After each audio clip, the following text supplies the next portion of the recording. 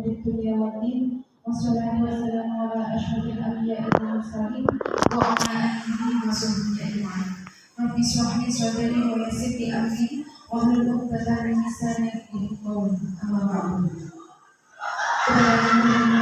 Kepala SMA di Purwokerto, Kepala SMPN 2 Tumpang, Kepala SMPN 3 Tumpang 1 Atap, Kepala SMPN 3 Jabung 1 Atap, Kepala SDN 3 Sukopuro, dan Kepala SDN 2 Kediri. Yang kami hormati Bapak Ibu Guru Undangan, yang kami hormati Ibu Lutfiana Palupi selaku pengajar praktik, dan seluruh para calon guru penggerak angkatan 7 selaku pemateri pada hari ini. Alhamdulillahirabbil alamin, puji tak ternilai, syukur tak terukur atas kehadiran Allah Subhanahu wa taala yang telah memberikan rahmat serta hidayah kepada kita semua, sehingga pada hari ini kita semua dapat berkumpul menghadiri acara diseminasi pemahaman dan pengalaman modul 1.4 budaya positif yang akan disampaikan oleh kelompok 177 B. Keduanya sholawat dan salam semoga tetap terlimpah wahyu kepada Nabi besar Muhammad SAW yang senantiasa kita dapatkan syafaatnya. Bapak Ibu hadirin sekalian, adapun susunan acara pada pagi hari ini yaitu yang pertama pembukaan, yang kedua menyanyikan lagu Indonesia Raya, yang ketiga sambutan kepala SMA di Ponorogo Tumpang, yang keempat acara inti, yang kelima tanya jawab, dilanjutkan dengan menyanyikan lagu Padamu Negeri, doa dan penutup. Sebelum acara kita mulai, marilah kita bersama-sama membaca Ummul Quran dengan penuh harap dan damba. Semoga acara kita dapat berjalan dengan lancar dan membawa manfaat berkah untuk kita semua. Alhamdulillah. Wabillahi wa syafa'ati Rasulillah sallallahu alaihi wasallam. Al-Fatihah.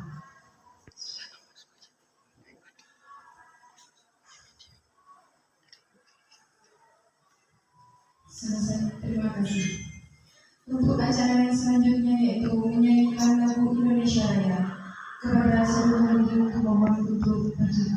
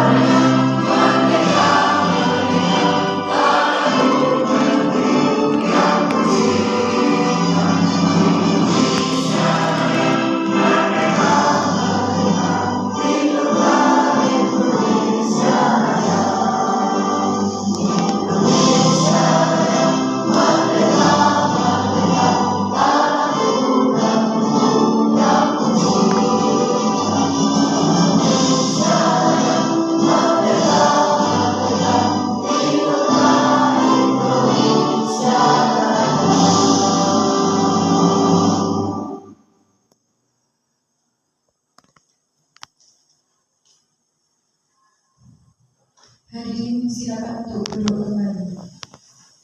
Acara selanjutnya yaitu sambutan dari Kepala SMA di Ponorogo Depan. Kepada yang terhormat Bapak Dr. Andes Desmani MSI, kami silakan.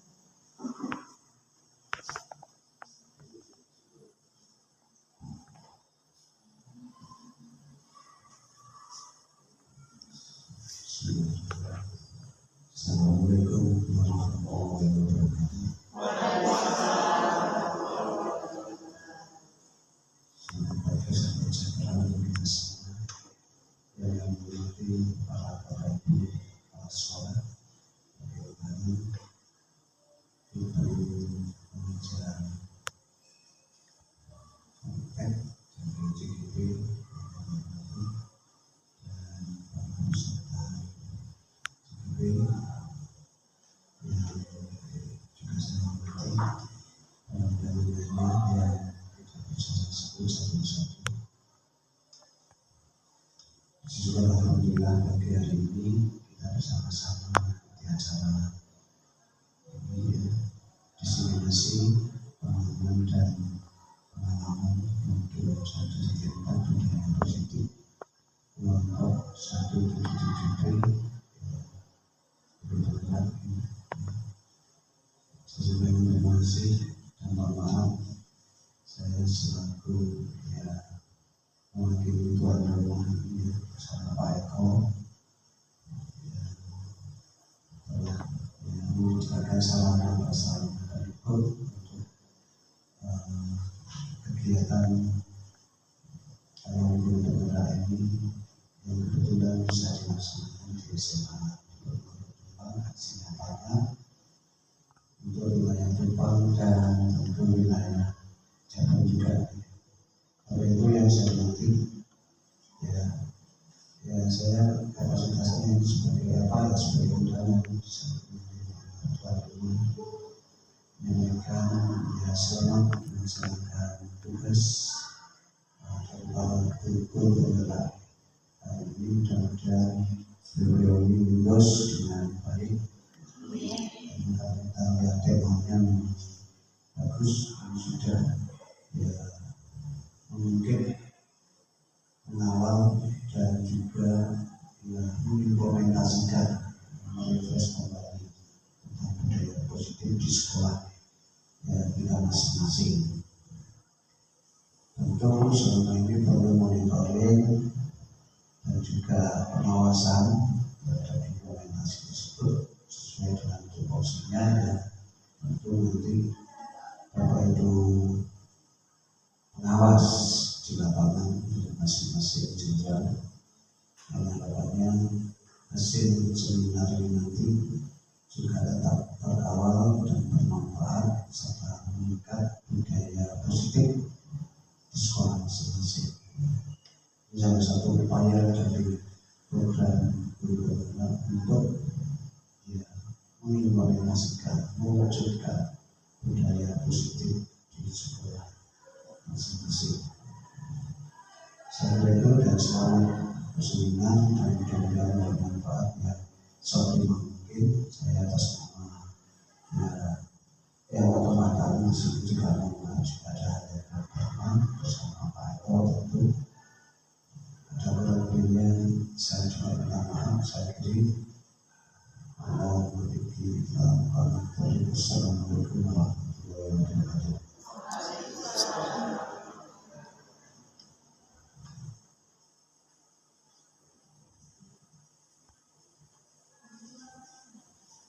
Terima kasih kami sampaikan. Untuk acara selanjutnya yaitu memasuki acara inti, yaitu diseminasi pemahaman dan pengalaman modul 1.4 budaya positif oleh kelompok 177B yang beranggotakan Bapak Rahmat Eko Sugiarto SPDI.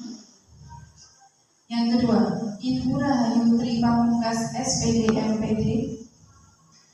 Yang ketiga, Ibu Alfia SPD. Yang keempat, Ibu Lulu Lailatul Maftuha SPD GR. Yang kelima, Ibu Desi Rahmawati STGR. Dan yang keenam, Ibu Filinda Zanai Kemawati SPD. Baik Bapak Ibu hadirin, waktu dan tempat kami serahkan sepenuhnya kepada pemateri.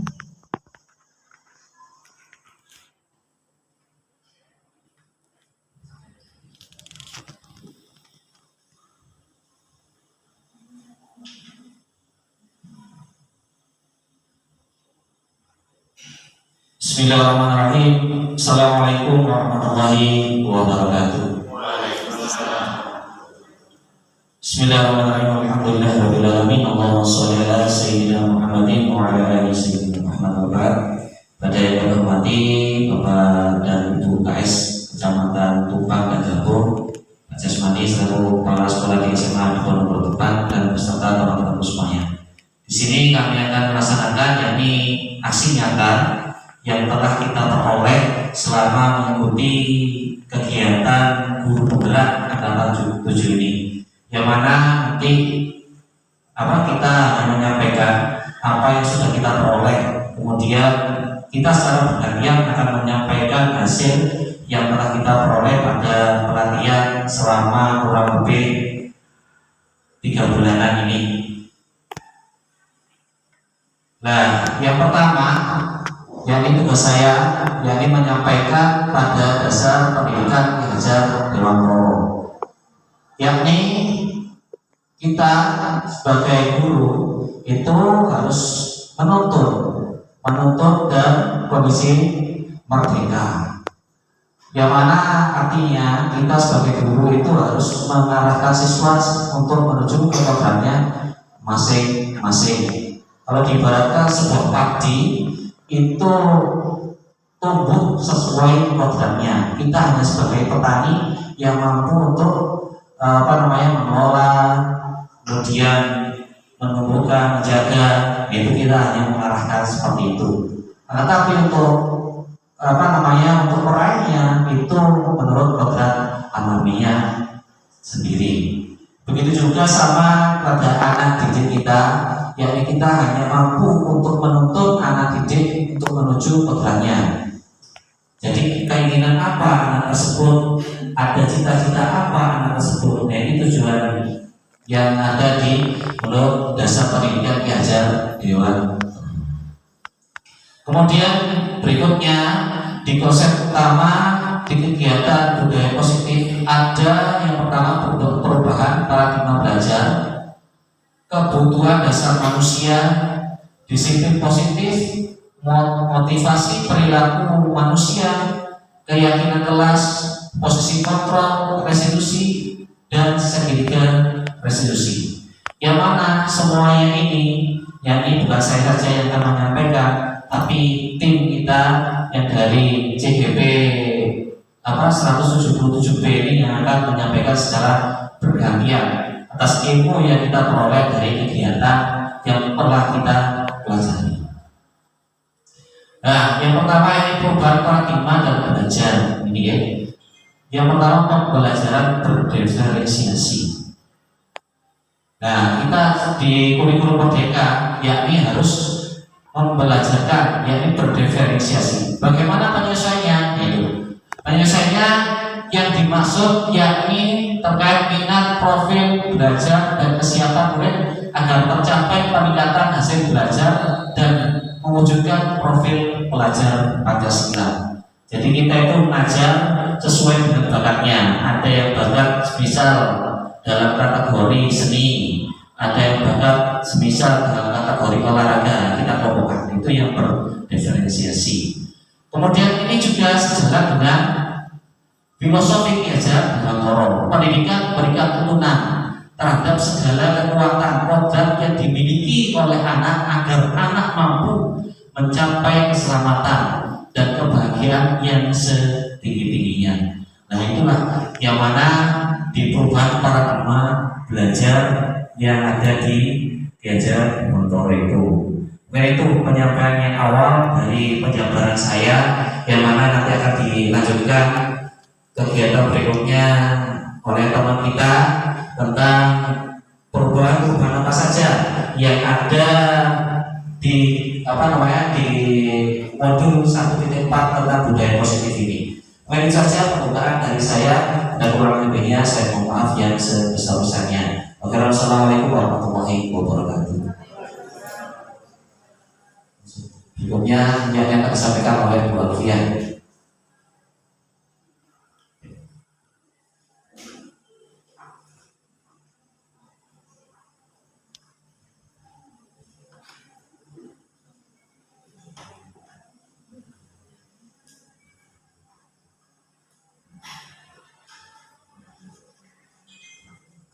Assalamualaikum warahmatullahi wabarakatuh. Di sini saya akan menyampaikan tentang disiplin positif. Mungkin kita sudah tahu tentang kata disiplin dan sudah setiap hari kita mendengar kata disiplin. Disiplin itu biasanya kita memaknai dengan sesuatu yang dilakukan seseorang pada orang lain untuk mendapatkan kepatuhan. Biasanya kita cenderung mengumpulkan disiplin itu dengan ketidaknyamanan.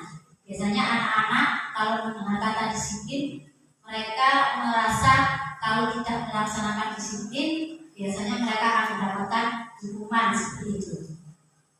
Tetapi di sini kita belajar tentang disiplin positif.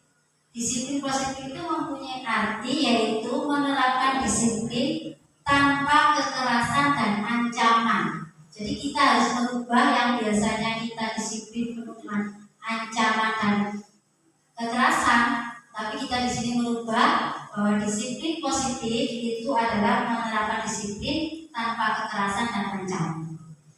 Manfaat sendiri dari disiplin positif itu adalah mengajarkan anak untuk melakukan sesuatu dengan penuh tanggung jawab. Jadi anak itu melakukan sesuatu tanpa adanya paksaan dan ancaman. Biasanya disiplin positif itu dapat dilakukan dengan cara membuat kesepakatan antara guru dan siswa. Kemudian cara kita sebagai pendidik untuk menciptakan disiplin positif yaitu kita bisa mengungkapkan perasaan. Jadi hendaknya kita menuntun anak untuk memiliki disiplin diri, yakni bagaimana cara mengontrol diri, kemudian bagaimana menguasai diri untuk memilih tindakan yang mengacu pada nilai-nilai yang benar agar tercapai tujuan yang mulia. Kemudian cara menumbuhkan disiplin pada siswa itu yang utama itu adalah motivasi internal. Jadi cara menumbuhkannya itu dari motivasi dari dalam diri anak itu sendiri. Jadi misalkan anak itu misalkan saat upacara dia berbaris dengan rapi itu dia melakukan tanpa takut karena mendapatkan hukuman. Jadi dia melakukan karena yang ingin berbaris dengan rapi dari dalam diri sendiri. Itu motivasi internal. Kemudian yang kedua ada motivasi eksternal. Jadi kalau misalkan seorang anak didik kita tidak ada motivasi dari dalam dirinya, itu biasanya timbul atau melakukan kedisiplinan karena adanya motivasi eksternal, yaitu motivasi yang didapat dari luar mereka. Jadi misalkan dari dirinya, misalkan kalau kalian tidak bisa berbaris dengan rapi, kalian nanti akan berdiri di depan. Itu adalah contoh salah satu motivasi eksternal.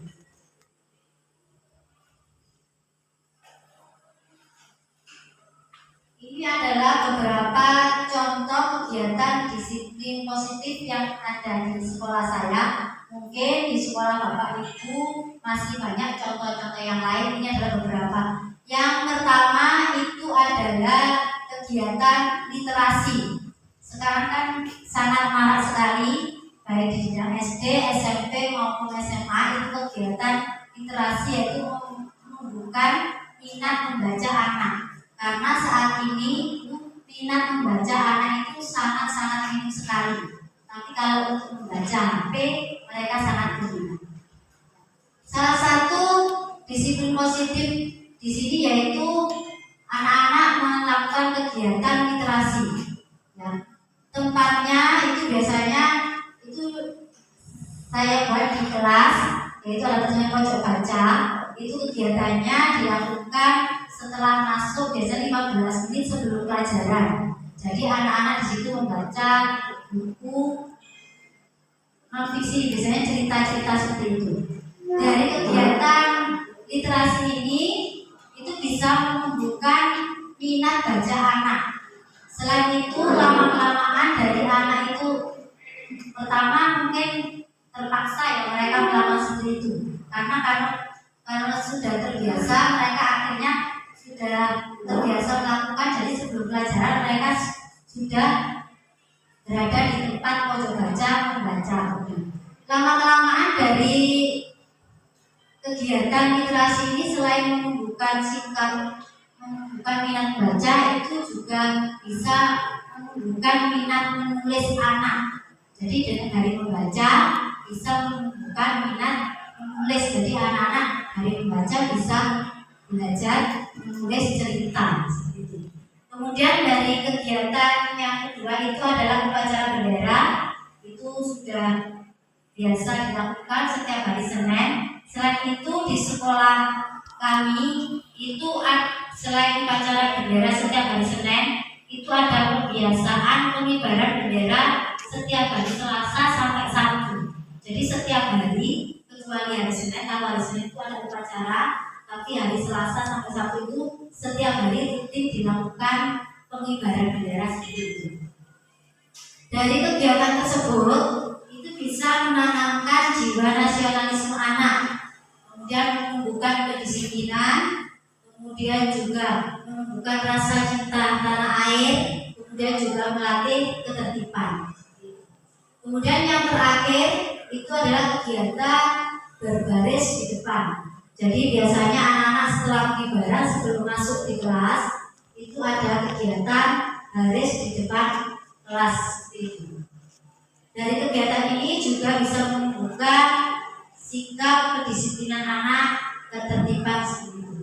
Itu adalah contoh-contoh disiplin positif yang ada di sekolah, yang mungkin di sekolah Bapak Ibu lebih banyak lagi contoh-contoh disiplin positif.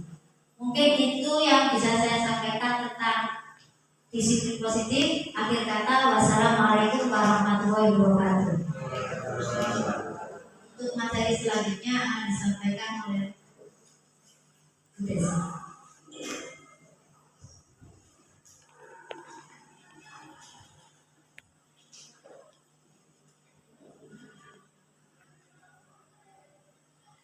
Assalamualaikum warahmatullahi wabarakatuh.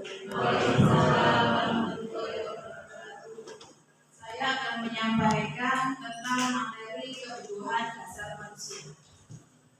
Kita sebagai makhluk hidup, sebagai manusia, kita pastinya juga membutuhkan sesuatu untuk bertahan hidup. Salah satunya adalah kita makan, kita minum, kemudian kita rekreasi bersama keluarga. Kita melakukan tersebut untuk memenuhi kebutuhan kita. Pada dasarnya kebutuhan kita itu kita lakukan, kita penuhi agar kita dapat melangsungkan kehidupan kita. Kita makan karena kita lapar, kemudian kita minum karena kita haus. Kita belajar karena kita ingin lebih terampil dalam suatu bidang tertentu. Kebutuhan dasar manusia dibagi menjadi 5. Yang pertama adalah bertahan hidup atau survival. Kemudian kasih sayang dan rasa diterima, love and belonging.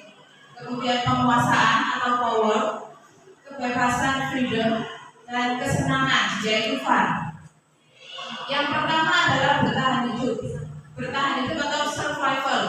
Ada fisiologis, biologis, dan psikologis. Untuk fisiologis kita biasanya membutuhkan papan. Kita membutuhkan rumah, begitu juga peserta didik kita. Mereka mereka butuh dengan rasa aman, rasa nyaman di rumah mereka, di sekolah, di kelas, itu supaya fisiologis mereka dapat terpenuhi. Kemudian untuk biologis, makan, minum, kesehatan itu juga termasuk biologis. Kita bisa memenuhinya dengan kalau kita lapar kita makan, kemudian kalau kita ingin sehat kita Yang terakhir tentang psikologis. Psikologis ini adalah mental anak. Mental anak bagaimana cara kita supaya mereka nyaman dengan kita saat di kelas. Yang kedua yaitu kasih sayang dan rasa diterima. Kebutuhan untuk diterima akan hubungan dan koneksi sosial. Kebutuhan untuk memberi dan menerima kasih sayang dan kebutuhan untuk merasa menjadi bagian dari suatu kelompok. Kita sebagai manusia pastinya membutuhkan rasa kasih sayang. Rasa kasih sayang kita bisa dari orang tua, dari guru, dari sahabat kita. Ada juga yang kalau kita mempunyai hewan peliharaan, kita merasa sayang dengan hewan peliharaan kita. Kemudian untuk rasa diterima, biasanya siswa itu ingin merasa diterima saat dia bekerja sama dalam suatu kelompok. Saat bekerja sama dalam suatu kelompok, mereka ingin, oh saya diterima sebagai anggota kelompok. Oh kemudian saran saya diterima, itu rasa diterima untuk peserta didik. Yang ketiga yaitu tentang penguasaan atau power. Kebutuhan pengakuan atas kemampuan, yaitu keinginan untuk dianggap berharga, bisa membuat perbedaan, bisa membuat pencapaian kompeten diakui dan dihormati. Salah satu contohnya jika kita melakukan pemilihan ketua kelas.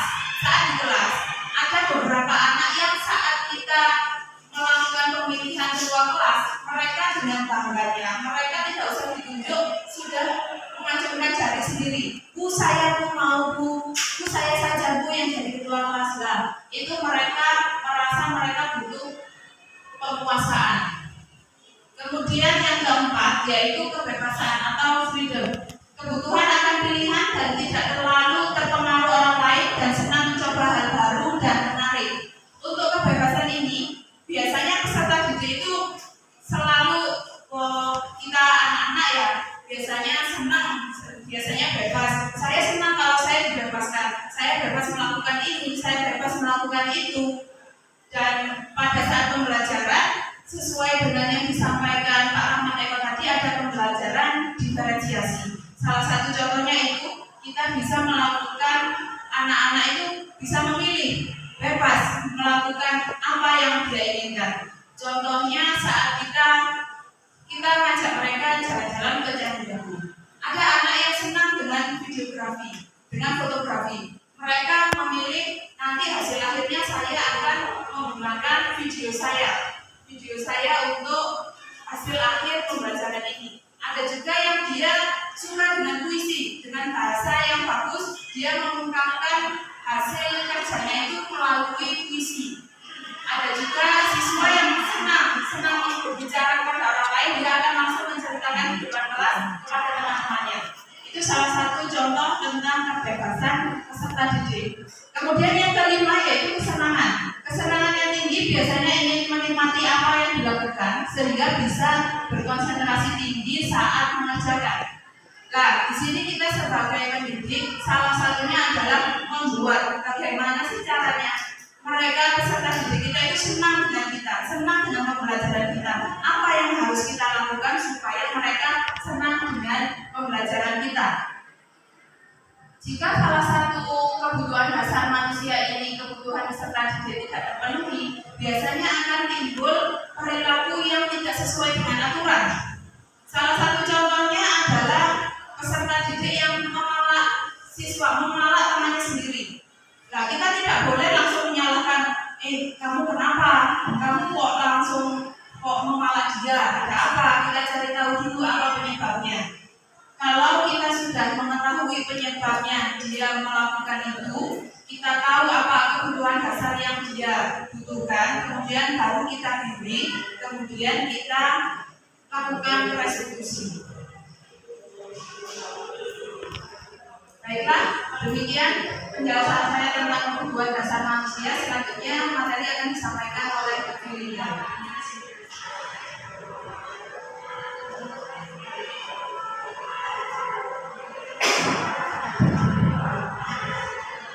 Assalamualaikum warahmatullahi wabarakatuh. Terima kasih atas waktunya. Bapak Ibu,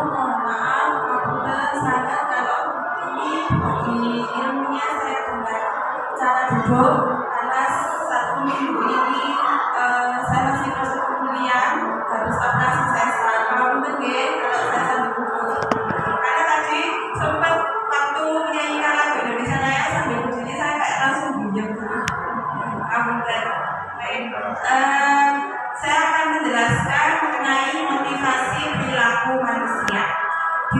Disiplin positif akan terbentuk apabila motivasi muncul dalam diri siswa. Nah, apa sih motivasi itu? Motivasi itu adalah hasrat atau dorongan yang timbul pada diri siswa, baik secara sadar ataupun tidak sadar, dengan tujuan untuk melakukan tindakan tertentu. Nah, motivasi ini terdapat dua macam, yaitu motivasi intrinsik dan motivasi ekstrinsik. Nah, kalau motivasi intrinsik itu motivasi yang muncul dari dalam diri seseorang. Kalau ekstrinsik muncul dari luar. Nah, berikut contoh motivasi intrinsik. Siswa memakai seragam lengkap ketika upacara karena takut dihukum. Nah, kenapa kok dia memakai seragam lengkap? Karena motivasi siswa adalah motivasi yang datangnya dari luar. Dia menghindari ketidaknyamanan dan hukuman, sehingga dia memakai seragam lengkap. Itu motivasi yang muncul dari luar. Kemudian contoh berikutnya yaitu siswa membantu membersihkan halaman sekolah karena ingin mendapatkan imbalan atau penghargaan. Nah, ini juga termasuk contoh motivasi ekstrinsik. Nah, disiplin positif itu terbentuk apabila motivasi dalam diri siswa itu muncul, yaitu motivasi intrinsik. Nah, ini contohnya, siswa melakukan nilai kebajikan akan dirinya untuk mencapai tujuan yang diinginkan. Jadi misalnya siswa mau membersihkan lingkungan sekolah karena dia memiliki nilai-nilai yang mereka yakini, yaitu ketika membersihkan lingkungan adalah sebagian dari iman, karena dia memiliki nilai-nilai keyakinan yang ada pada dalam diri siswa. Kemudian konsep disiplin dengan identitas gagal. Maksudnya identitas gagal ini ketika siswa tidak dapat mencapai perannya sebagai siswa. Nah, dengan diberikannya hukuman dan penghargaan itu konsep disiplin dengan identitas gagal. Kenapa? Karena ketika siswa mendapat hukuman yang dibuat oleh guru, maka siswa akan merasa dirinya itu tidak nyaman, terus menyakitkan. Kemudian siswa merasa takut, murid merasa bersalah, bahkan murid merasa marah, rendah diri, dan mengasingkan diri. Bahkan juga akan merasa benci dengan guru yang memberikan hukuman. Nah, kemudian yang kedua yaitu penghargaan. Penghargaan itu tidak efektif apabila dilakukan secara terus-menerus. Kemudian sifat ini akan timbul pada diri siswa ketika misalnya siswa mendapat ranking pertama, kemudian mendapat penghargaan piala seperti itu ya. Nah, untuk murid yang lainnya bisa jadi iri karena selalu saja siswa itu yang mendapatkan ranking 1. Kemudian penghargaan juga akan mematikan kreativitas siswa. Ketika siswa menampilkan kreasinya, kemudian kreasi tersebut tidak mendapatkan nilai yang bagus, ya, maka dia akan merasa kecewa dan tidak akan mendapatkan penghargaan. Kemudian menghukum dengan sistem ranking tadi. Ketika ada sistem ranking 1, ranking 2, ranking 3, itu juga akan mengakibatkan siswa yang lainnya merasa iri. Kemudian merampas hak untuk menghargai diri sendiri. Karena ketika siswa mendapat penghargaan, maka dia tidak bisa menghargai dirinya sendiri. Karena ketika melakukan sesuatu yang baik, yang positif, itu karena dia ingin mendapatkan penghargaan, tidak menghargai dirinya sendiri. Kemudian konsep disiplin dengan identitas sukses. Nah, ini yaitu konsekuensi dan restitusi. Konsekuensi konsekuensi di sini sesuatu yang harus terjadi, adanya stimulus dan respon, kemudian bertahan dalam jangka waktu pendek, kemudian murid akan menghormati peraturan dari guru, memerlukan monitoring terus-menerus dari guru, murid kehilangan waktu untuk mengatasi masalah. Nah, konsekuensi di sini misalnya, Bapak Ibu ya, misalnya guru dengan murid di kelas itu membuat kesepakatan bahwa misalnya ketika pembelajaran berlangsung dia mengobrol saja ya, maka konsekuensinya misalnya dia tidak diperbolehkan untuk istirahat, sehingga dia harus menyelesaikan tugas-tugasnya secara tuntas. Itulah yang dinamakan murid kehilangan hak atau murid kehilangan waktu untuk bermain atau istirahat. Nah, konsekuensi di sini merupakan konsep disiplin dengan identitas sukses, karena siswa dapat mencapai identitas perannya. Ketika dia bermasalah, maka dia akan menuntaskan masalahnya dengan cara yaitu tadi dia akan mendapatkan konsekuensi atas perilakunya. Kemudian restitusi, murid mendapatkan penguatan untuk memilih, murid bertanggung jawab atas perilakunya, kemudian murid menghormati dirinya dan orang lain, kemudian murid memegang kendali atas dirinya sendiri, kemudian murid termotivasi untuk memperbaiki kesalahan. Di sini restitusi ini nanti ada tahapannya, nanti akan dijelaskan oleh rekan kami. Nah, restitusi ini termasuk konsep disiplin dengan identitas sukses, karena kita nanti ketika ada siswa yang bermasalah, kita akan melakukan pendekatan secara personal, ada tahapannya. Jadi kita tidak langsung menjudge bahwa dia salah, tetapi kita memberikan kesadaran pada siswa bahwa apa yang dia lakukan itu ada konsekuensinya, dan nanti siswa disadarkan bahwa mereka bisa menyelesaikan masalahnya dengan tuntas. Kemudian ini perbedaannya Bapak Ibu, perbedaan antara hukuman, konsekuensi, dan restitusi. Contoh kasusnya yaitu siswa sering terlambat datang ke sekolah. Ketika siswa diberi hukuman, guru menghukum siswa untuk lari mengelilingi sekolah 10 kali putaran. Siswa akan menjadi takut dan pendiam. Bahkan siswa juga akan merasa jengkel kepada gurunya, karena siswa merasa saya itu terlambat karena tadi misalnya di rumah direpotkan dengan orang tuanya, disuruh misalnya membantu orang tuanya menyapu atau mengurusi adiknya. Nah, di konsep restitusi itu nanti akan digali kenapa dia terlambat datang sekolah. Jadi tidak langsung diberi hukuman, tapi istilahnya kalau di dalam BK itu melakukan konseling secara individu. Nah, kemudian konsekuensi, guru memberikan konsekuensi untuk mengerjakan ketertinggalannya ketika istirahat atau memberikan tambahan tugas. Nah, ini tadi konsekuensi dengan identitas sukses ya. Jadi murid ketika datang terlambat ke sekolah, murid akan diberi pemahaman bahwa kalau sampeyan datangnya terlambat, maka konsekuensinya apa? Oh, misalnya di dalam sekolah itu ada tata tertibnya ya Bapak Ibu ya. Kalau misalnya dia terlambat, maka akan mendapatkan hukuman, misalnya hukuman membersihkan ruang kelas seperti itu. Nah, di sini murid akan merasa tidak merasa marah, karena mereka sadar oh ya ini sudah merupakan kesepakatan. Jadi tidak serta-merta langsung dihukum. Nah, ini guru bertindak secara tegas dan siswa menghormati peraturan. Kemudian restitusi, guru menanyakan keyakinan kelas atau menanyakan alasan keterlambatannya. Guru dan siswa saling terbuka dalam menyelesaikan masalah agar siswa menghormati dirinya dan orang lain. Nah, harapan kami kita semua ketika menghadapi siswa dengan masalah apapun, baik itu masalah dengan keluarganya atau masalah dengan temannya atau masalah dengan gurunya, kita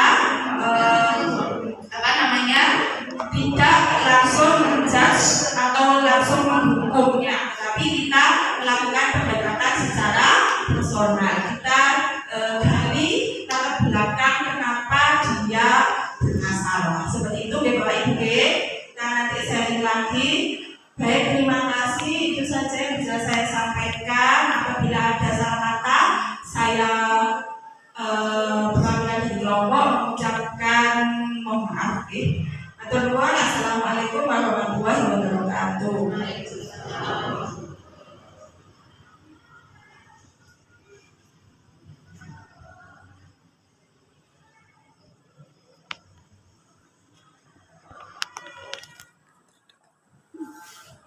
Assalamualaikum warahmatullahi wabarakatuh. Tentang posisi kontrol restitusi.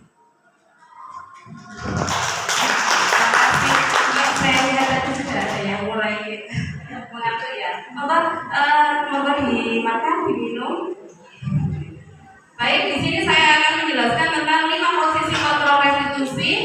Ada 5, tentu saja karena judulnya 5 posisi, ada 5 hal di sana. Yang pertama adalah restitusi itu dalam bahasa Inggris bisa berarti juga restitution, recovery atau repair, itu memulihkan atau memperbaiki. Jadi di sini seperti yang sudah dijelaskan pada materi sebelumnya tentang tingkah laku anak yang seperti itu tadi. Yang kedua adalah membuat merasa bersalah. Yang ketiga teman, keempat memantau, dan selanjutnya adalah manajer. Oke, untuk mendukung di sini contoh penerapan 5 posisi kontrol restitusi. Yang pertama sebagai penghukum, contohnya ini begini. Ada anak yang telat ya, loh kamu telat sudah 15 menit telat, kamu harus lari keliling lapangan. Nah, itu namanya adalah posisi guru sebagai penghukum. Yang kedua adalah membuat merasa bersalah. Contohnya adalah beberapa kali sudah ibu bilang kalau kamu harus tepat waktu, kamu gak kasihan lah sama ibu. Kalau kamu itu seandainya posisinya beliaunya sebagai wali kelas ya, saya itu wali kelas kamu. Kalau kamu bolak-balik telat, saya itu langsungkan ditegur kepala sekolah, kamu gak kasihan lah sama saya. Nah, itu adalah membuat merasa bersalah. Jadi siswanya itu merasa bersalah gitu loh, gara-gara saya, wali kelas saya jadi ditegur oleh kepala sekolah. Next, yang ketiga sebagai teman. Nah, di situ kalimatnya itu tidak mengintimidasi, friendly, lebih bersahabat. Contohnya adalah ayolah yang disiplin. Buat bapak ibu bangga sama kamu ya. Kali ini aja kamu telat nggak apa deh. Kalau besok lagi bisa kan dia nggak telat. Kalau seandainya ini tadi ada keperluan, besok lagi kalau ada keperluan, diatur ya waktunya supaya waktunya berangkat ya berangkat, biar nggak telat gitu. Oke, next sebagai pemantau. Di sini memantau tentang hubungan antara siswa dengan peraturan. Contohnya di sini hari ini kamu sudah melanggar peraturan. Tahu kan apa konsekuensinya? Sebenarnya apa sih aturannya? Nah, kalau sudah tahu aturannya, kamu harus siap menerima konsekuensinya. Misal, kamu terlambat, karena kamu terlambat, jadi kamu harus membersihkan kamar mandi. Konsekuensinya seperti itu. Yang terakhir adalah posisi kontrol sebagai manajer. Nah, di sini sebagai manajer itu bukan hanya menjudge siswa, tapi juga kita memberikan solusi kepada siswa, ngajak siswa ngomong baik-baik, enak-enakan, supaya ya sama-sama kita mempunyai solusi bersama gitu. Apakah kamu tahu apa sih kesalahanmu? Kira-kira bagaimana cara kamu memperbaikinya gitu. Jadi seandainya si siswa tersebut terlambat karena seperti yang dijelaskan Bu Finda tadi, di rumahnya dia punya adik, ibunya juga repot, dia disuruh mandikan adiknya, terus barengi berangkat sekolah, bisa saja dia yang telat. Dengan posisi sebagai manajer, kita bisa mencari solusi dari masalah itu. Si siswa itu nggak takut sama guru, jadi nggak ada guru itu serem, itu nggak ada. Jadi siswa itu jadi nyaman cerita karena dia nanti bakalan mendapatkan solusi. Selanjutnya yaitu pendekatan restitusi. Di sini pengertian restitusi oleh Diane Gosen. Restitusi adalah proses menciptakan kondisi bagi murid untuk memperbaiki kesalahan mereka sehingga mereka bisa kembali pada kelompok mereka dengan karakter yang lebih kuat. Nah, dengan restitusi ini membantu murid menjadi lebih memiliki tujuan, disiplin positif, dan memulihkan dirinya setelah berbuat salah. Artinya memulihkan dirinya setelah berbuat salah itu setelah menerima konsekuensi dari kesalahannya, dia itu bisa memperbaikinya lagi. Melalui restitusi, ketika murid berbuat salah, guru akan menanggapi dengan cara yang memungkinkan murid untuk membuat evaluasi internal tentang apa yang dapat mereka lakukan untuk memperbaiki kesalahan mereka dan mendapatkan kembali identitasnya. Nah, ciri-ciri pendekatannya ada 8 ciri. Yang pertama adalah bukan untuk menembus kesalahan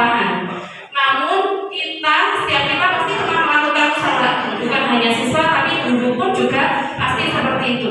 Yang kedua adalah memperbaiki hubungan. Yang ketiga tawaran bukan paksaan. Karena kita ngomongnya kalau restitusi itu bukan saklek ya kamu harus begini harus begitu, tidak. Tapi kita bisa ngomong dari hati ke hati gitu ya. Jadi tawaran. Kalau misalnya kita menawarkan ini siswa mau solusinya kayak gini, kan kita ada beberapa opsi. Pasti setiap masalah itu ada beberapa opsi opsi penyelesaian. Nah, siswa itu akhirnya akan memilih dari beberapa tawaran opsi permasalahan solusi masalah. Kemudian yang keempat, menuntun untuk melihat ke dalam diri sendiri. Selanjutnya mencari kebutuhan dasar yang mendasari tindakan, fokus pada karakter bukan tindakan. Karena seperti yang sudah dijelaskan tadi, fokusnya bukan tidak mungkin siswa itu suatu saat akan punya rasa dendam pada kita. Meskipun kadang kita tidak tahu ya, tapi ini sudah jadi rahasia umum. Kadang siswa itu memberikan julukan aneh-aneh juga kepada gurunya di belakang kita, gitu kan ya?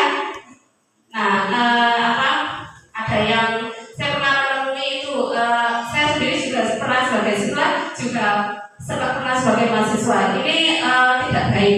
Itu ada namanya Pak Bunga. Pak Bunga itu apa sih? Saya pertama nggak paham Pak Bunga. Dia itu hubungan apa seperti itu, tapi kita bisa meminimalisir. Selanjutnya adalah menguatkan dan fokus pada solusi. Terakhir, mengembirakan murid yang mengembalikan murid yang berbuat salah pada kelompoknya. Dan nah di sini ada beberapa tahapan dari segitiga restitusi. Yang pertama adalah menstabilkan identitas, yang kedua adalah validasi tindakan yang salah, dan yang ketiga adalah menanyakan keyakinan. Untuk itu saya akan menampilkan sebuah video siswa saya, kemudian yang saya selesaikan dengan cara restitusi. Kon aja kan gitu.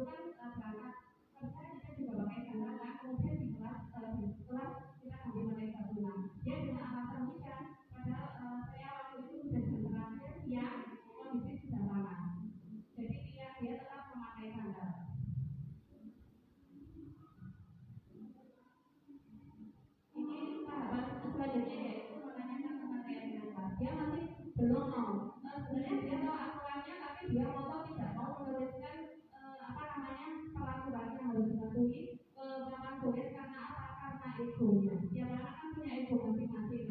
Kalau seperti itu, Bapak Ibu guru ya, bagaimana kalau menghadapi murid seperti itu ya? Kalau saya sih pengen belajar, tapi ya karena sekarang kita mempelajari pendidikan institusi ya, kita praktekkan dengan diri kita.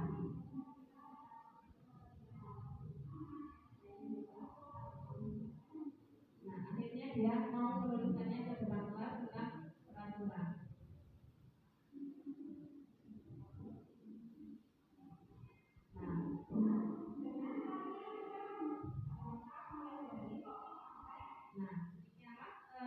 Ide saya, mohon maaf itu waktunya diambil ketika kelas meeting, jadi tidak memakai seragam dan pelaku utamanya itu memang sebenarnya Vivi, tapi saya yang untuk saya tes video bukan Vivi karena dia emosinya itu masih terlalu belum bisa dikontrol gitu. Nah, dengan menghadapi siswa yang seperti itu, kira-kira Bapak Ibu kalau di kelas gimana? Ya, didekati ya Bu ya. Ya, film-film ya Bu ya. Nanti kalau yang guru perempuan ini kayak di kelas laki kan kayak dianggap pelecehan seksual kan? Oke, sama ceweknya. Oke, baik Bu, terima kasih banyak. Nah, itulah gunanya ketika saya melaksanakan studi restitusi di dalam kok ya ada materi saya masuk di restitusi kok ya ada masalah seperti ini. Jadi saya di situ sudah menjalankan siasat yang ada di studi restitusi. Sebenarnya itu pun ketika ini emosi saya kelihatan, tapi karena ini saya ulang video. Sebenarnya ketika kondisi seperti itu yang lo bayangkan seperti dibuat di depan Bapak Ibu guru, ini rasanya cepat gitu ya. Tapi ya karena kita sebagai pendidik sikap kita pasti tidak boleh anak-anak, makanya kita harus bisa mengontrol emosi gitu. Kalau anak-anak yang emosian gurunya masih bisa emosian. Nah, kita harus bisa mengontrol emosi dan melaksanakan tiga restitusi. Dan lagi ini ada yang tidak saya videokan, ada satu kasus ya kan, mulai dari tiga restitusi ini.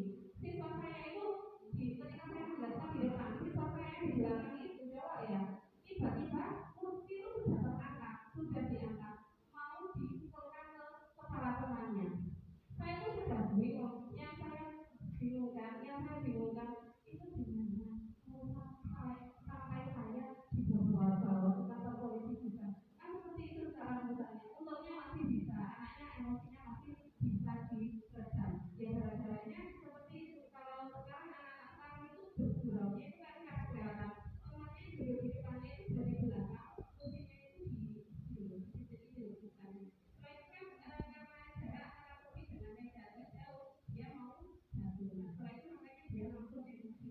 Kursi diangkat mau mau dipukulkan ke kepala temannya ya. Kalau ada yang terjadi apa yang akan yang terjadi sekarang itu saya tidak membayangkan. Tapi kalau kita dengan restitusi ini, kalau kita benar-benar menjalankan ya kita masalah bisa selesaikan. Tapi yang pertama sebagai pengalaman pribadi, kita harus bisa mengontrol emosi kita sendiri. Itu yang pertama. Karena ya hal-hal seperti ini, seperti lagi di kelas kali itu banyak. Ketika dulu kita memberi pertanyaan pemantik gitu ya, kita masuk kelas, siswa itu jawabannya apa? Bukan menjawab pertanyaan kita, tapi jawabannya kamu nanya, seperti itu. Itu tidak ya Ibu ya, apalagi di masa anak-anak remaja mencari identitas, mereka pasti seperti itu. Bahasa ini gitu aja. Tapi ya itu tadi kembali kita sebagai seorang pendidik harus bisa mengontrol emosi. Itu restitusi yang sudah saya laksanakan, semoga dapat memberi referensi Bapak Ibu. Jika semoga saja tidak ada siswa, cukup ini saja. Bukan berarti kamu dan Pak Gunadi Pak Hedi, bukan saya membuka jeleknya suara saya ya, tapi ini karena tugas saya. Jadi dengan video ini di mana saya dikomentari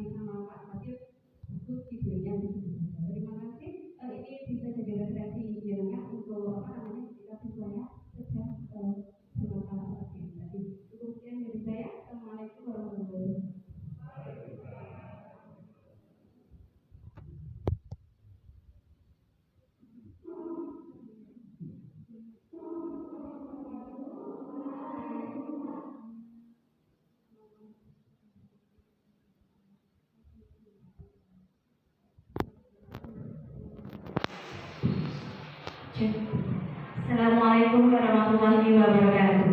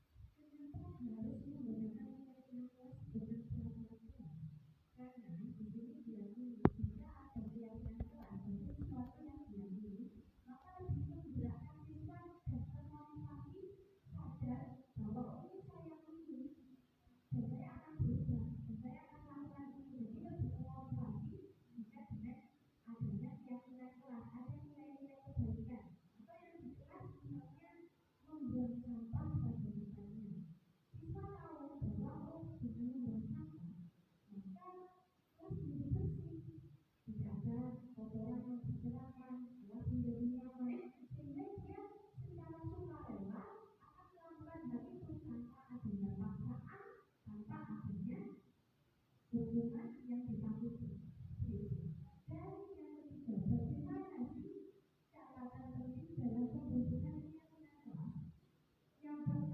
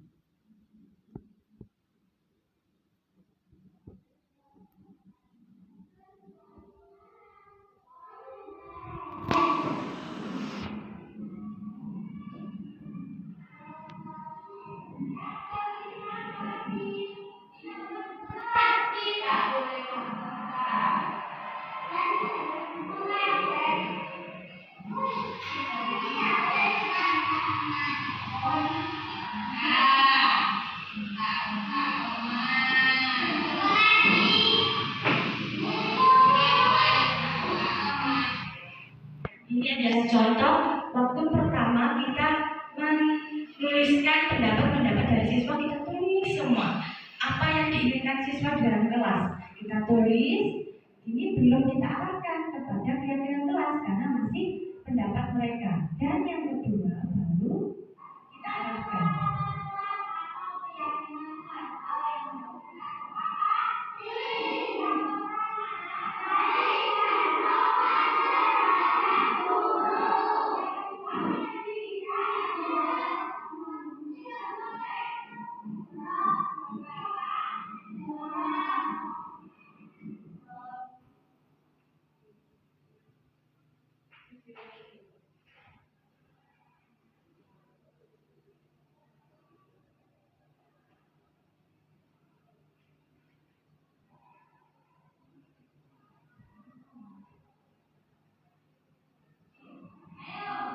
Yang kedua.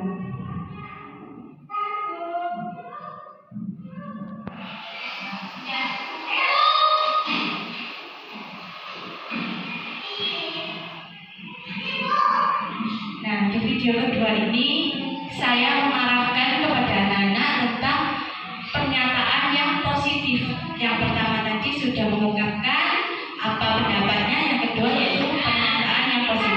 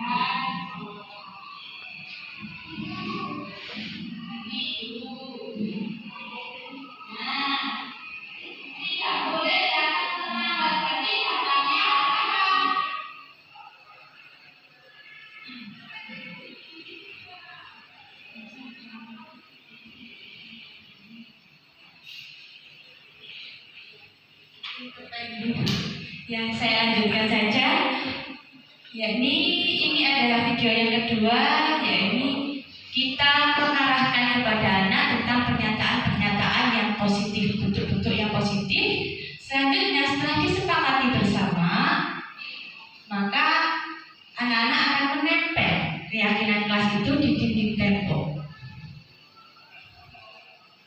Ini adalah bentuk dari keyakinan kelas yang sudah saya terapkan, yang sudah ditempel di dinding tembok, yang sudah disepakati di kelas 4.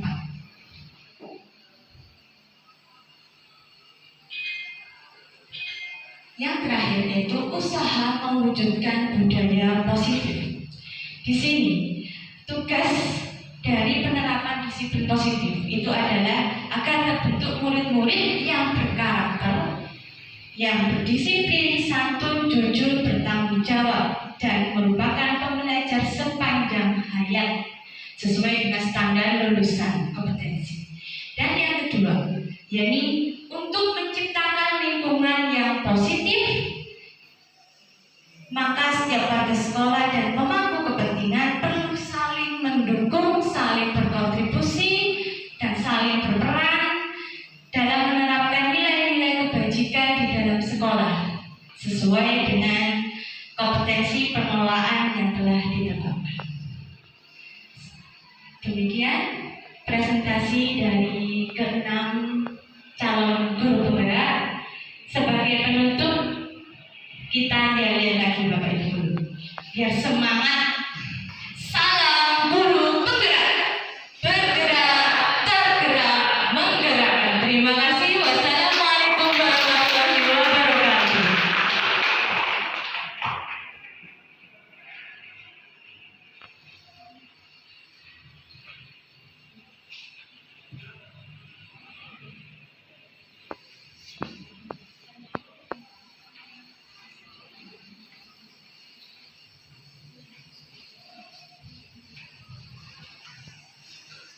Terima kasih kami sampaikan kepada teman-teman yang telah memberikan ibaratkan ilmunya yang sudah diperoleh dari kegiatan selama 2 sampai 3 bulan di guru penggerak. Yakni acara berikutnya sesi tanya jawab. Mungkin kami berikan 3 pertanyaan ya. Monggo apabila ada yang ingin ditanyakan, insya Allah nanti kita jawab sesuai dengan kemampuan yang telah kita peroleh pada kegiatan pada hari ini. Monggo Bapak Ibu yang ingin bertanya.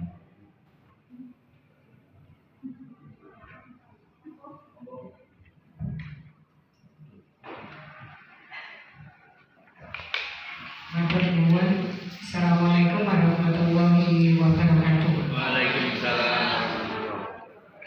Terima kasih atas waktunya. Kalau Bu Umi, ibunya Bu Filinda, tetap semangat Bu Filinda dan Bapak Ibu yang lain untuk menjadi guru penggerak Indonesia. Sebetulnya saya juga ingin ikut di guru penggerak.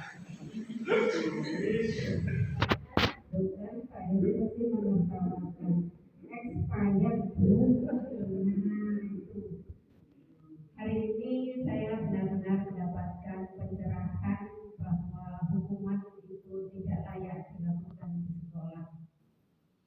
Itu budaya positif yang memang harus dijalankan dengan penuh kesadaran dan tanggung jawab.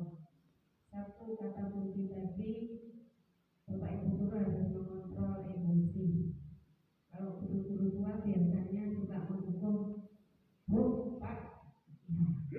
Semoga yang guru-guru muda tidak suka menghukum. Kami mohon penjelasan sedikit kembali untuk bagaimana melaksanakan segitiga restitusi tadi, yang kata kuncinya guru harus mengontrol emosi. Gurunya nggak boleh marah. Bapak Lupi, guru boleh marah kok.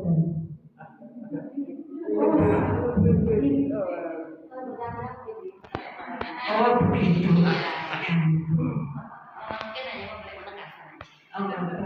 Nah itu kami mohon bagaimana melaksanakan segitiga restitusi di sekolah. Monggo Pak Eko, jangan jawab sendiri boleh. Ini langsung ditampung kalau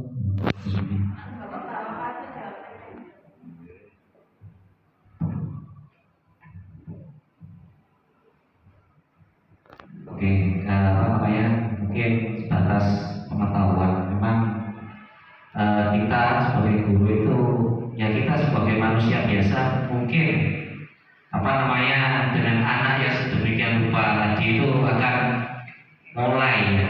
Bahkan itu kita sebagai manusia biasa ya bagaimana. Jadi harus ada efek marah ya. Tapi kita harus bisa mengontrol dengan harapan anak tersebut mau insya Allah anak ini akan mudah digerakkan karena kita menyentuh hatinya langsung. Karena dengan kekerasan itu kita tidak memperoleh apapun, akan tetapi kita hanya memperoleh anak itu kemungkinan makar dan lain sebagainya. Nah kalau kita sabar, insya Allah dengan kesabaran itu kita bisa mengarahkan ke jalan yang positif dengan cara-cara yang positif. Mungkin itu sedikit nanti bisa dikalikan oleh teman-teman, mungkin tambahan dari teman-teman.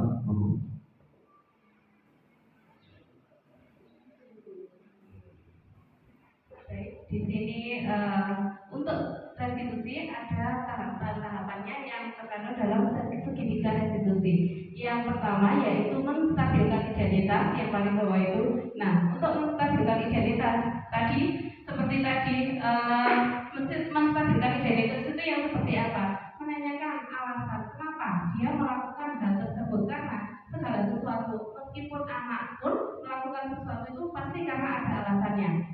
Contohnya adalah di sini kalimat yang bisa kita gunakan adalah setiap orang pasti melakukannya, kamu bukan satu-satunya tadi di kalimat saya itu juga seperti itu. Kamu bukan satu-satunya yang pernah melakukan ini, meskipun tidak langsung kalimatnya sama persis seperti ini. Loh, saya tadi kan berangkat sekolah juga pakai sandal karena memang hujan. Tapi kan sekarang sudah terang, jadi kita harus pakai sepatu. Yang pertama yaitu menstabilkan identitas alasannya. Kenapa kamu tidak pakai sepatu? Kenapa kamu pakai sandal? Yang pertama karena hujan. Kita harus menanyakan alasannya dulu. Dengan cara menstabilkan identitas, dengan cara menanyakan alasan anak tersebut melakukannya. Yang kedua yaitu validasi tindakan yang salah. Nah, setelah kita menanyakan alasannya, terus kita dialog yang seperti tadi, kita sebagai manajer dan juga sebagai teman. Nah, sekarang kan sudah di luar sudah terang. Tahu nggak aturannya bagaimana? Yang betul bagaimana? Di sekolah itu bagaimana? Apakah boleh pakai sandal ataukah harus kan pasti otomatis kita nggak usah jawab, biar dia sendiri, biar muridnya aja yang jawab. Karena kalau kita yang jawab kesannya kayak gitu ya, tidak menunjukkan motivasi intrinsik. Jadi kalau kita itu cuma mancing-mancing dengan pertanyaannya aja, biar mereka itu menjawab sesuai dengan motivasi intrinsik mereka. Dan setelah itu kan, jadi kalau mereka sudah tahu, sebenarnya udah tahu. Jadi kan beda ya. Kalau kita kasih tahu jangan pakai sandal ketika sekolah, harus pakai sepatu. Kalau kita seperti itu sering dilanggarnya sama anak. Tapi kalau mereka merasa sadar, oh iya ini sekolah bukan rumah, jadi harus pakai sepatu. Nah seperti itu akan lebih melekat lebih lama. Itu untuk yang kedua, validasi tindakan yang salah. Jadi biarkan siswanya menjawab sendiri bagaimana peraturannya dan apa yang dilakukannya dalam melanggar peraturan tersebut. Yang ketiga adalah menanyakan keyakinan. Keyakinan yang seperti dijelaskan oleh Bu Rahai tadi tentang keyakinan sesuatu yang harus, yaitu dari motivasi siswa sendiri. Ini kalau seperti ini, nanti resikonya seperti ini, akibatnya seperti ini. Kalau ada aturan seperti ini, saya melanggar, akibatnya akan seperti ini. Keyakinan itu kan yang oleh karena itu, keyakinan kelas itu sering-seringlah mari kita ingatkan kepada anak ketika di awal pembelajaran, ketika masuk itu menanyakan keyakinan kelas yang harus disepakati. Nah seperti itu, anak-anak boleh pertama kali boleh atas ide-ide mereka sendiri. Kita kalau saya biasanya menuliskan di papan tulis itu do dan don't do. Do yang boleh dilakukan, don't do yang nggak boleh dilakukan. Jadi dalam satu pembelajaran itu misal tiap kali ada yang keyakinan kelas itu yang boleh dilaksanakan secara permanen, kemudian ada juga yang kondisional. Kita lihat kondisi kelasnya bagaimana. Kalau yang kondisi kelasnya itu kan tiap hari itu kondisi kelas berbeda ya, jam-jamnya kita berbeda, mood kita berbeda, mood anak-anak juga berbeda. Apalagi di jam-jam terakhir itu moodnya cuma ngantuk pengen pulang gitu. Jadi dengan kondisi yang seperti itu kita bisa menerapkan keyakinan kelas yang diterapkan hari itu saja. Misal kalau di sekolah diperbolehkan membawa HP, di kelas ketika pelajaran saya itu pasti saya akan keranjang itu saya bagikan ke anak-anak sendiri sudah keranjangnya untuk mengumpulkan HP seperti itu. Itu keyakinan kelas yang secara permanen saya lakukan. Kemudian yang kondisional, keyakinan kelas yang harus dipatuhi hari itu saja. Misal ketika hari Senin ada beberapa anak yang tidak kan kalau upacara itu harus pakai seragam lengkap. Nah, karena hari Senin ada yang tidak memakai pakaian lengkap. Jadi itu di kelas bisa kita kuatkan lagi. Harusnya gimana sih? Kita sekolah itu harusnya kayak gimana? Kalau bisa itu saya ikut BK itu ya.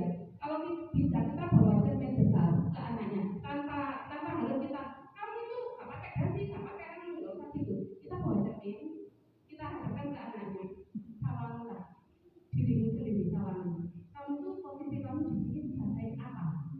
Terus lihat apa kamu yang kurang. Pasti dia lihatkan dirinya sendiri di cermin itu kan. Pernah saya sudah seperti itu saya laksanakan yang nggak pakai dasi itu. Cuma saya hadapkan cermin di depannya dia udah tahu nggak karuan. Itu cuma di cermin aja. Nah itulah kita bisa ngatur dari emosi, kita bisa kontrol emosi mereka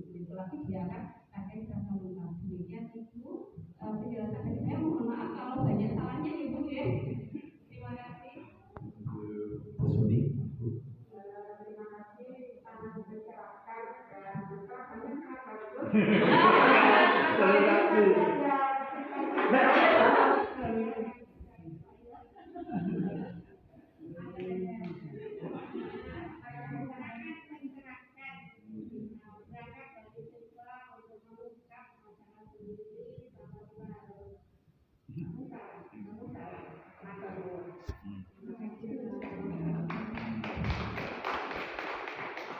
pertanyaan yang kedua, monggo apabila ditanyakan. Ada? Aku monggo.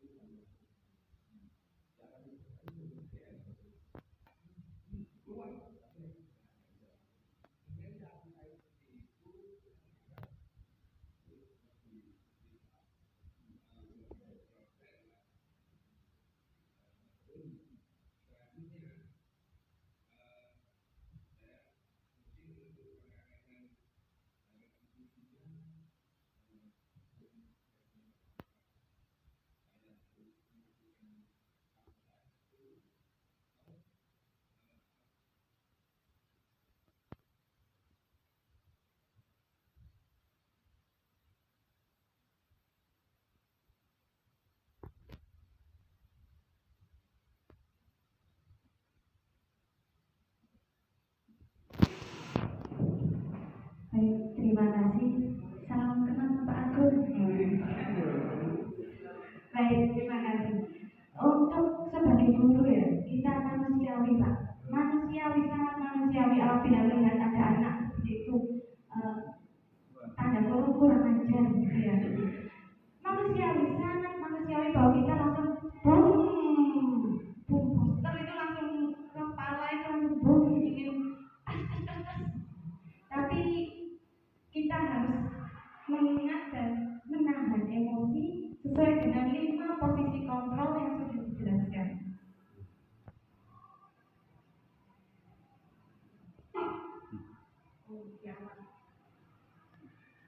Nah, di sini kita memilih sebagai apa? Apakah kita langsung memilih sebagai pembentuk? Langsung berhukum keluar, lari, lari lapangan, langsung anaknya langsung capek Pak. Tapi apakah itu akan membuat mereka jerah atau malah merasa dendam? Biasanya anak atau kita pilih sebagai teman, kita rangkul. Sama yang itu benar Pak. Masuk gak menghargai Pak Guru? Pak Guru di depan loh. Ayolah kita best friend. Kita sebagai teman, kita menyentuh hatinya, atau kita memilih sebagai pembuat merasa bersalah. Misal dia beberapa kali melakukan itu, sama juga berapa kali melakukan itu. Nah, masa sama nggak suka sama Pak Guru, nggak kasihan tak sama Pak Guru, kecewa Pak Guru. Nah, agak milu-milu sedikit Pak. Terus mungkin kita sebagai pemantau. Hari ini kamu sudah melanggar peraturan apa? Hari ini salah lapor, ayo lapor. Mereka benar apa salah? Nah, kita memantau. Atau sebagai manajer, apakah kamu tahu kesalahanku? Tadi Bapak bertanya, apakah kita lakukan segitiga restitusi itu di luar jam pelajaran atau setelah? Sebaiknya setelah pembelajaran pembelajaran dapat berlangsung. Jadi biarkan dulu anaknya. Lalu setelah itu kita panggil, kita lakukan segitiga restitusi. Jadi mungkin kalau di SD ada Pak seperti itu. Ada kelas 1 di kelas 1 Pak. Mohon maaf nih benar. Kelas 1 Pak. Amit-amit jadi panggilnya Pak sampai hafal saya namanya Ando namanya.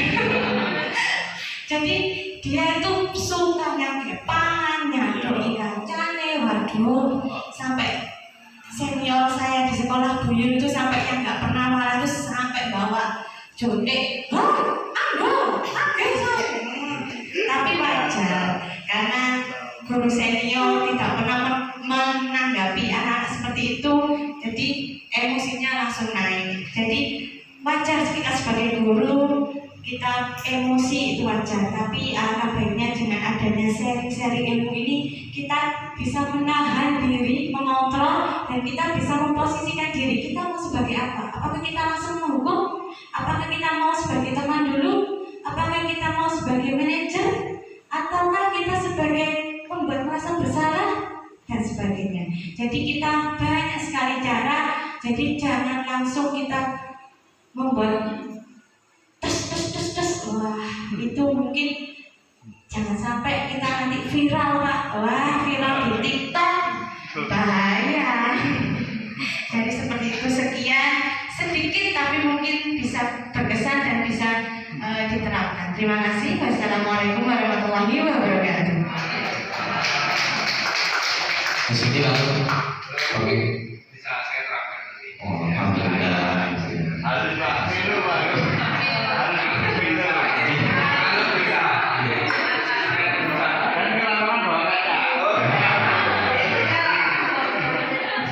Mau untuk menerapkan apa 5 ini kita juga harus belajar karena kita sebagai manusia biasa itu terkadang yang memperbaiki emosi itu.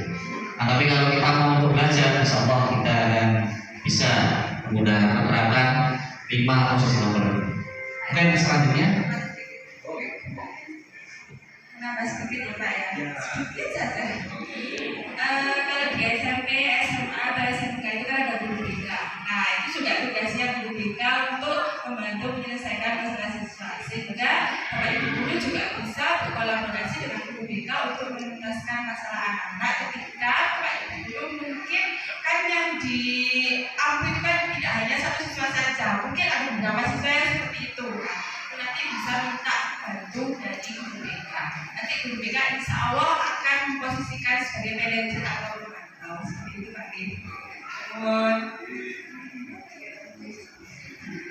Terima kasih. Mungkin tidak. Yang berikutnya ini ada pertanyaan berikutnya. Kita di sini sharing. Kamu tadi di sini jadi kita tidak menggurui dari Bapak Ibu Kepala Sekolah.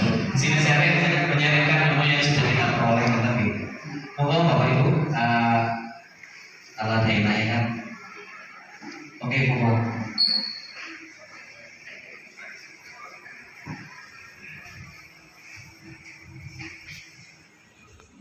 Baik, terima kasih sebelumnya. Tadi saya sedikit sudah menyaksikan dan mendengarkan yang sudah dijelaskan. Untuk menumbuhkan budaya positif tadi diantaranya memerlukan adanya motivasinya. Nah, motivasi tadi sudah disebutkan ada 2 ya, internal dan eksternal.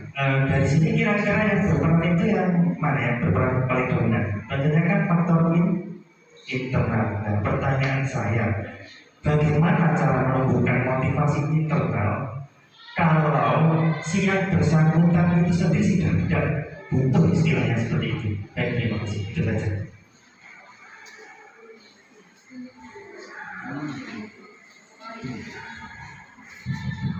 Terima kasih Bapak atas pertanyaannya.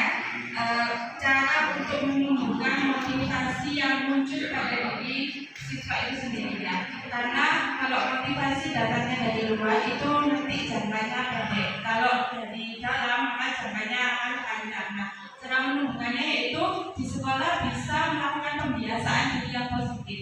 Salah satu contoh kebiasaan positifnya misalnya kita menanamkan baik terhadap siswa kita. Misalnya kalau di sekolah itu ada salam, senyum, sapa, seperti itu dibudayakan. Kemudian ketika ada sampah berserakan, nah di sana kita membuat kayak poster-poster gitu ya, buanglah sampah pada tempatnya, seperti itu. Kemudian untuk budaya positifnya lagi, untuk cara menumbuhkan motivasi intrinsik, yaitu dengan cara misalnya sedekah. Nah, kita sedekah atau amal Jumat, kemudian istighosah. Nah, kita melakukan pembiasaan positif di sekolah sehingga ketika pembiasaan itu dilakukan diberikan kepada siswa, maka siswa akan merasa akan merasa oh ya, kalau seperti ini akan menjadikan karakter yang baik dalam diri siswa, seperti itu. Intinya kalau menurut saya motivasi itu tumbuh ketika di sekolah itu melakukan pembiasaan diri positif terhadap siswa, seperti itu Pak. Terima kasih.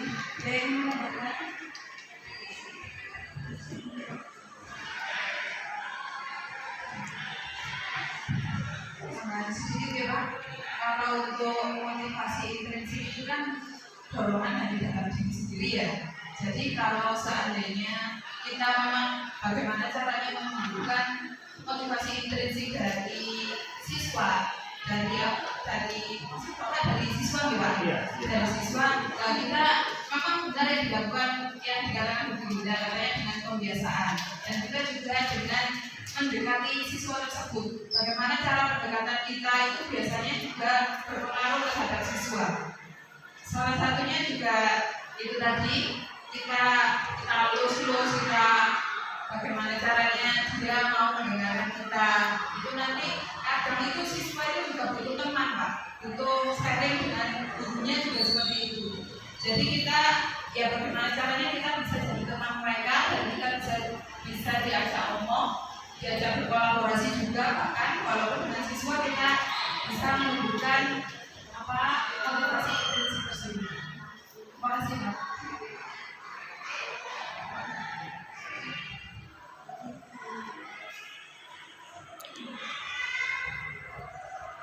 Saya akan menambahkan sedikit cara menunjukkan motivasi internal dari dalam diri anak. Tadi sudah disebutkan itu yang terpenting itu adalah contoh atau teladan. Jadi kita sebagai guru itu harus memberikan teladan atau contoh-contoh pada anak-anak. Karena biasanya itu anak-anak pelatihan SD, itu biasanya mereka itu lebih manjur kalau diberi contoh. Misalkan gurunya datang tepat waktu, itu mereka akan lebih mencontoh. Jadi kalau misalkan gurunya datang terlambat, mereka bisa gurunya untuk boleh terlambat. Kan mereka seperti itu. Jadi yang lebih utama itu yang lebih lanjut itu adalah ada contoh. Jadi dari contoh gurunya loh, kadang ada apa tuan itu gue bunyi. Bisa seperti itu. Jadi kita tidak perlu banyak bicara, tapi melakukan contoh-contoh. Misalkan ada sampah ya, kita tidak usah ayo sampah dibuang situ, nggak usah. Kita ambil, kita buang di tempat sampah. Dengan seperti itu anak-anak akan mencontoh. Mungkin seperti itu contohnya. Jadi kita memberikan contoh-contoh yang baik setiap hari kepada anak-anak. Dengan seperti itu anak-anak akan mencontoh apa yang kita lakukan. Mungkin itu.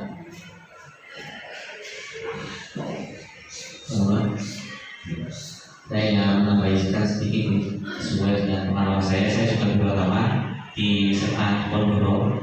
Jadi sesuai pengalaman saya baru sampai juga sama, yakni guru saya, kiai saya itu selalu memberikan contoh. Kalau kamu mau memberikan arahan, contoh yang baik pada siswa, kamu harus introspeksi dirimu sendiri dulu. Baru anak tersebut akan berkelanjutan sampai seterusnya. Bahkan sampai anak itu sudah lulus atau kerja, bahkan insya Allah pasti akan teringat terus kalau kita langsung memberikan contoh yang baik tersebut. Kadang-kadang memang anak itu tidak tidak mendengarkan apa yang kita yang ucapkan. Akan tapi anak-anak pasti melihat apa yang telah kita lakukan, kita kerjakan. Kemudian anak akan mencontoh kegiatan positif yang sudah kita lakukan atau sering kita lakukan. Nah, gitu. Contohnya seperti ketika masuk ke dalam kelas salam itu sudah mulai saya biasakan untuk di di kelas saya ketika saya mau ngajar itu assalamualaikum. Kemudian kalau ada anak enak kita ingatkan lah gitu. Untuk pembiasaan positif tersebut. Dan itu tambahan dari kami. Saya jawab. Alhamdulillah sudah kita selesaikan. Jadi acara ini kita kembalikan kepada MC, membawa MC.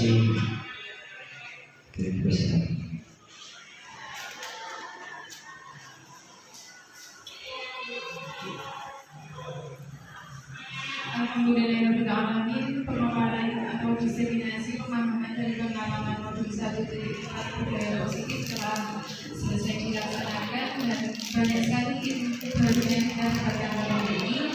Semoga kita semua dapat menerapkan dalam kehidupan kita sehari-hari, terutama pada siswa-siswa kita semua. Baik, Bapak Ibu hadirin sekalian, sebelum acara kami tutup, mari kita bersama-sama menyanyikan lagu Padamu Negeri. Kepada petugas mohon bersiap dan seluruh hadirin mohon untuk bersiap.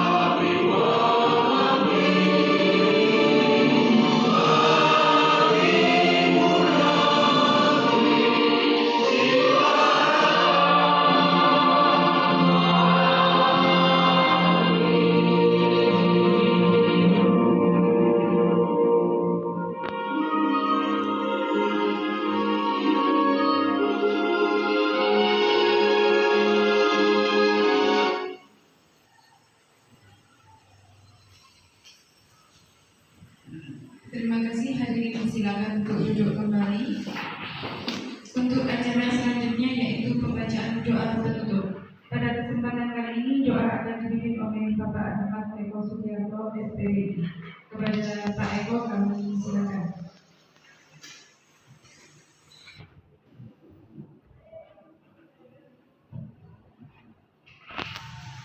Kita bersama-sama mengikhlaskan doa apa yang kita peroleh pada hari ini diberikan oleh Prophet Allah Subhanahu wa Ta'ala. Assalamualaikum.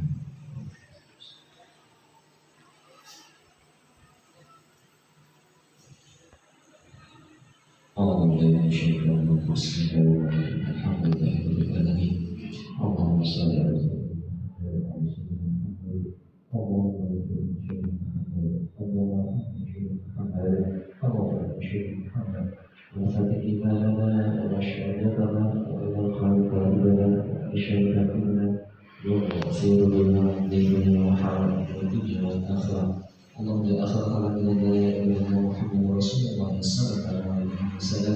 Ya Allah, ya Allah, ya Allah, bi husnil khatimah. Ya Allah, ya Allah, ya Allah, bi husnil khatimah. Ya Allah, ya Allah, ya Allah, bi husnil khatimah. Allahumma ja'alna wa awladana wa dhurriyyatana wa talamidana wa masyayikhana wa ustadana wa ahlina wa abna'i tarbiyatina min ahli wa ahli khair wa ahli dunya wa sunnah wa sunnah wal jamaah wa la tajal wa syai'in. Rabbana zalamna anfusana wa in lam taghfir lana warhamna Rabbana atina fid dunya hasanah wa fil akhirati hasanah wa qina adzabannar. Wassalamualaikum warahmatullahi wabarakatuh. Bismillahirrahmanirrahim.